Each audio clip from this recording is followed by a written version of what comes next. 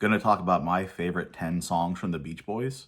There's going to be timestamps in the description that you can use to navigate through this video. So the Beach Boys are really America's first answer to bands like the Beatles and the Rolling Stones that were these huge, cultural phenomenon bands that really defined a whole style of music and were really, the first big, huge names that were household names in the music industry, at least in terms of bands, an actual band. From Southern California, defined by their kind of beach rock sound. It was three brothers, Brian, Carl, and Dennis, and then cousin Mike Love and friend Al Jardine. There's been various, incarnations of the Beach Boys over the years, using, and many times, kids, sons of the different members or people that they were close with. They've done 29 albums, a whole lot of music they've put out. With those 29 being studio albums, there's probably about half as many, so 15 or so live albums. There's probably double as many, so 60-ish, compilations and best ofs. And with all that, they've had somewhere around like 90 some singles that have been released. So a ton of music. They started putting out music in the mid-60s and released, again, 29 albums. So the music went on for a long time, but really almost all the hits come from the early days. There were a few hits here and there in the 70s and the 80s, but the 60s, the mid-late 60s is what they're really known for. So this top 10 list is my 10 favorite songs. It's not necessarily the 10 best songs, not the 10, biggest radio hits, not the 10 best selling. They're the 10 songs I like the most. If I were to have to only pick 10 songs to take on a desert island that were Beach Boy songs and never listen to anything else, these are the 10 songs I would want to take with me. Sail On Sailor from Holland, released in 1973. This song, for being Sail On Sailor and them having a lot of beachy songs, this song has more of almost a blues kind of boogie-woogie Motown vibe. There's a unique sound to it in that it's one of the only hits they have that wasn't sung by one of the main Beach Boys, brother or cousin members. This had Blondie Chaplin in it, who I think technically was in the Beach Boys for some time. I don't know that he was a guest on many other songs. And just his voice alone gives it a different sound, a different vibe to a lot of the other Beach Boys songs. That with it being less surf rock and more blues boogie woogie. It's definitely a Beach Boys song. It's got them all in it. Just vocally has a guest who I think, is an honorary Beach Boy or was officially a Beach Boy for some time with Good Vibrations from 1996, originally released as a single.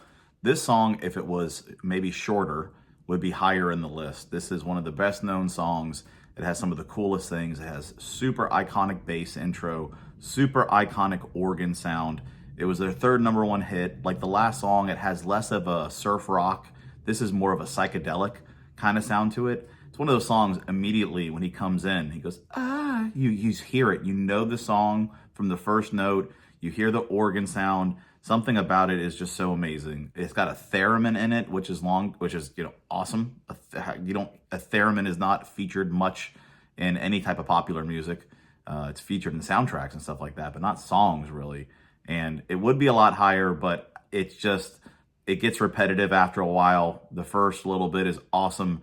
And then there's a lot of things about kind of the vocals and stuff that I'm just kind of over after the first couple minutes. But, the first couple minutes, well, what a great, amazing, kind of revolutionary song. Sloop John B from 1966, released on Pet Sounds. This song has a really amazing intro with the glockenspiel that you hear. It's just iconic with that little thing. It's about his grandfather, which I was close to my grandfather when I knew this song, and I thought that was cool. I didn't actually know, listening to it as a kid, this was about a ship. There's nautical terms and stuff, but I didn't know a sloop was another name for a ship, so I didn't really know what the heck they were singing about. I knew it had something to do with boats and stuff, but I didn't actually know really until I was older. It reminds me of another song I like, Styx, Come Sail Away. It's like a very vocal story melody. It's telling you what's going on, and you're going along on this journey. I liked vocally how kind of towards the end, one person sings and the other people kind of follow. And there's, cool melodies with the one storyteller and then the rest of the band coming in. All those things made me love this song when I heard it as a kid, and it's why it's still one of my favorite Beach Boys songs. Do You Want to Dance from 1965 on the Beach Boys Today. I always loved how this song comes in right away with a super strong vocal asking, do you want to dance? The whole point of the song gets right into it. I thought that was cool. There was a unique sound to me with this as well that I learned later on. This was a cover, and I think it being a cover just gave it a little bit of a different vibe than some of the stuff they wrote on their own.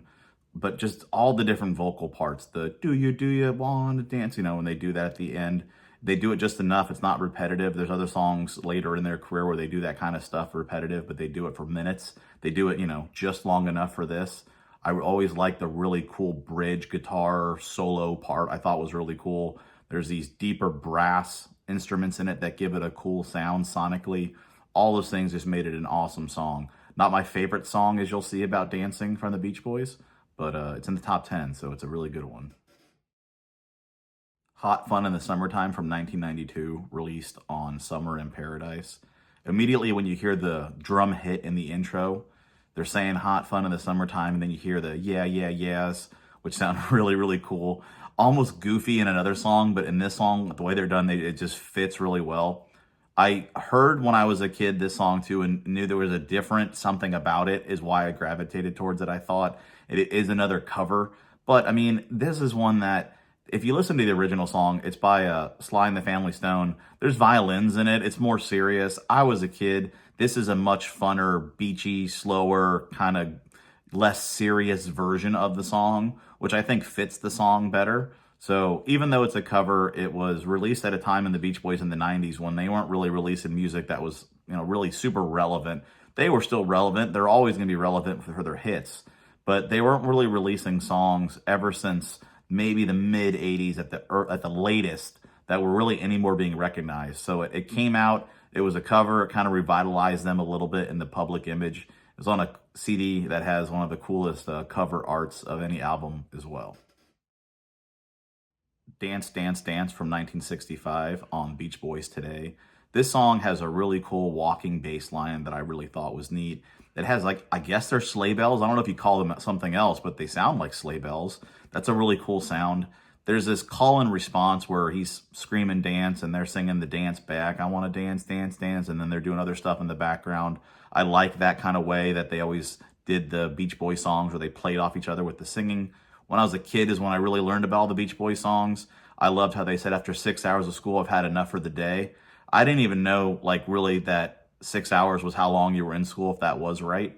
I was just knew I was in school and it was a while, and I would hear that. And I wouldn't necessarily come home and dance. I kind of just sat and listened to music, but this is one of those songs that when I heard that part, it gravitated towards me. And a lot of the lyrics I didn't really understand, but that was one I could really get behind.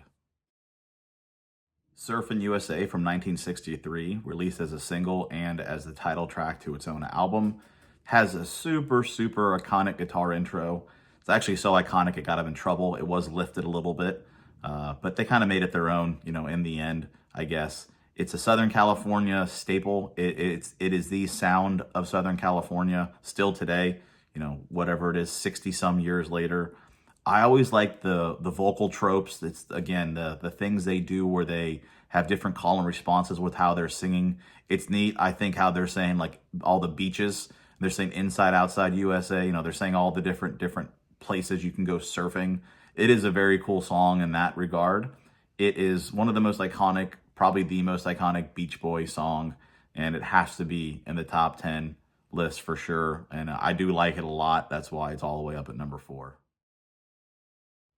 Wouldn't It Be Nice from 1966, released on Pet Sounds. Pet Sounds as an album is known for just being sonically something unique, just having this quote unquote wall of sound as they called it. And this song did that. This is the song on Pet Sounds that did that to me. Just everything about this song sonically made me feel so cool about the music. I don't know how else to describe it. There's this uplifting, dreamy vibe. The song, I had no idea I was a kid what the heck it was about at all. I mean, it's pretty plain and clear. Wouldn't it be nice if we were older that we wouldn't have to wait so long and live the whole night together, be together here and this and that and all this stuff. And I mean, I guess I understood growing up and getting married, but I was too little to really get it. It was just the music and the sonic versions of all the different things I was hearing that were so unique that I came to learn later was, the wall of sounds and the Pet sound that everybody knows.